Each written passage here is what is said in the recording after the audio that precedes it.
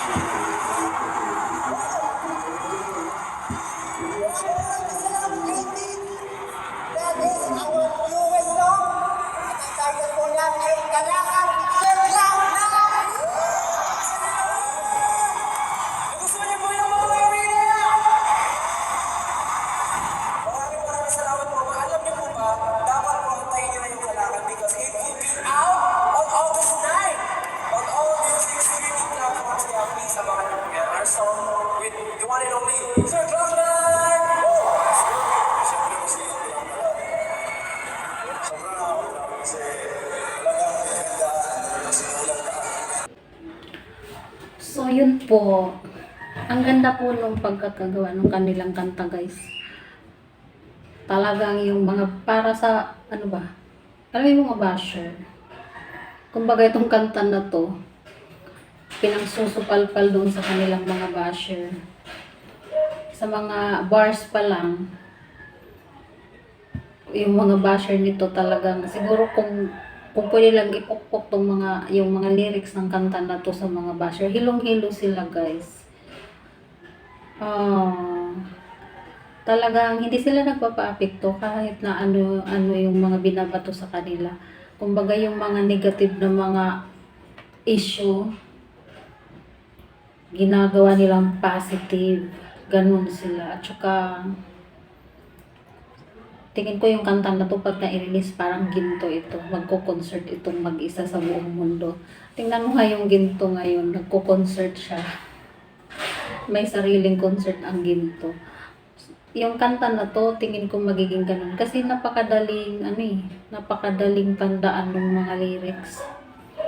Tsaka in fairness si Justin. Ang ganda din ng rap part ni Justin at saka si Stel. At saka yung bars dun sa kanta ni Stel, ay grabe. Talagang, ewan ko kung yung mga basher may masasabi pa dito. Kumbaga, para na sila nitong sinusupalpal. Pero in fairness, kasama pa nila si Glock 9, guys. Oh my gosh. Kahit ilang beses ko na itong napapanood, hindi ako nagsasawang ulit-ulitin. At saka tuwing pakikinggan ko, parang first time ko pa rin siya napapakinggan. Alam mo yung ganong feeling. So, ayun po. Marami pong salamat, guys. Until next time.